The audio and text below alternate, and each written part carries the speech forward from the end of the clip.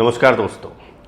लोकसभा चुनाव संपन्न हो गए, पार्टियां जीत गई, पार्टियां हार गई, नेता जीत गए, नेता हार गए। लेकिन अब जो नेता जीते हैं, जो सांसद बने हैं, वो और उनके समर्थक बस एक ही निगाह लगाए हुए हैं।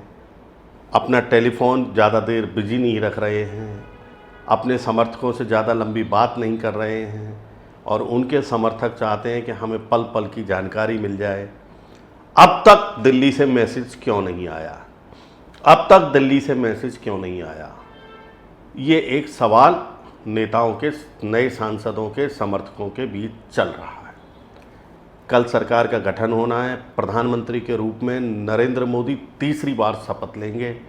शाम को 7:15 बजे शपथ ग्रहण समारोह है। उससे पहले नवनिर्वाचित सांसद जिन्हें मंत्री बनाया जाना है एनडीए मंत्रिमंडल में, उनको मैसेज किया जाना है। वो मैसेज कितने बजे आएगा? लेकिन हमारे जो सूत्र हैं, हम हरियाणा को लेकर के और दिल्ली को लेकर के आज आपको जो हमारी जानकारी है, वैसे तो प्रधानमंत्री नरेंद्र मोदी ने ये कहा है अपने सार्वजनिक भाषण में एनडीए की संसदीय दल की बैठक में कि ना तो कोई सत्ता के गलियारों में जो दलाल घूमते हैं उनको पता होगी, ना किसी और को पता होगी। सिर्फ और सिर्फ एक मैसेज जाएगा, जिसको बनाना होगा वही बनेगा।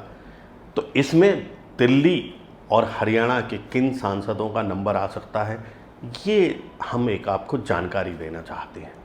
और ये जानकारी कोई ऐसा नहीं है कि प्रधानमंत्री नरेंद्र मोदी ने हमें टेलीफोन करके बता दिया है कि भाई विजेंद्र बंसल ये हम मंत्री बना रहे हैं, तुम अपने चैनल पे बता दो। नहीं, ये सिर्फ इतना है कि जो परिस्थितियां होती हैं, जो राजनीतिक दृष्टिकोण होता है, जो राजनीतिक समीकरण बनते हैं, उनके आधार पर कौन मंत्री बन सकता है वो हम आपको जानकारी देते हैं। सबसे पहले बात करेंगे हरियाणा की। हरियाणा में जो 3 मंत्री बनाए जा सकते हैं। अब आप कहेंगे कि 3 क्यों बनाए जा सकते हैं? हरियाणा जैसे छोटे प्रदेश से जहाँ से केवल 5 सांसद चुने गए हैं, तो इसलिए बनाए जा सकते हैं कि हरियाणा में अक्टूबर में विधानसभा के चुनाव होने हैं।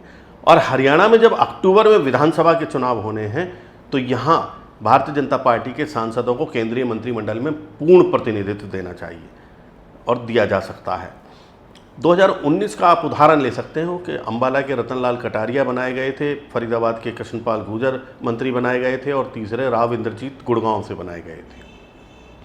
और ये तब बनाए गए थे कि तब गौतम बुद्ध नगर से भी जो सांसद थे उनको भी मंत्री बनाया गया था और गाजियाबाद से भी सांसद रहे, उनको भी मंत्री बनाया गया था। तो एनसीआर में ये 4 मंत्री बनाए जाना, फिर 2 दिल्ली से मंत्री बनाए जाना, इस बार क्योंकि हरियाणा में चुनाव होने हैं, तो इसलिए हमारे पास जो सूचना है वो ये है कि पूर्व मुख्यमंत्री मनोहर लाल, गुड़गांव के सांसद राव इंद्रजीत सिंह और फरीदाबाद के सांसद कृष्णपाल गुर्जर, तीनों को मंत्री बनाया जाएगा। और इन तीनों के पास कल दोपहर 2 बजे से पहले पहले मैसेज आ जाएगा। भी कॉन्फिडेंशियल रखना पड़ेगा क्योंकि मोदी की तरफ से इनको ये भी स्पष्ट संकेत आएगा कि ये शाम को 5 बजे तक नहीं बताया जाए। मंत्रिमंडल की ओथ से पहले एक इवनिंग टी पार्टी भी होगी। उस टी पार्टी के बाद ही सब लोगों को पता चलेगा कि भाई मोदी मंत्रिमंडल में कौन कौन शपथ ले रहे हैं। हरियाणा में हमने जैसे पहले आपको बताया कि पूर्व मुख्यमंत्री मनोहर लाल, गुड़गांव से राव इंद्रजीत सिंह और कृष्णपाल गुर्जर फरीदाबाद से, इन तीनों का मंत्री बनना तय है। हम जब दिल्ली की बात करेंगे तो दिल्ली की 7 सीटों पर भारतीय जनता पार्टी चुनाव जीती है और हरियाणा के बाद दिल्ली में भी विधानसभा के चुनाव होने हैं। दिल्ली को साधने के लिए भारतीय जनता पार्टी के लिए बिल्कुल करो या मरो की स्थिति वाला चुनाव होगा दिल्ली में। इसलिए दिल्ली में महत्व देने के दृष्टिकोण से सबसे पहला एक नाम तो बांसुरी स्वराज का है, वो मंत्री बनाई जाएंगी। दूसरा जो नाम है वो परवीन खंडेलवाल का है।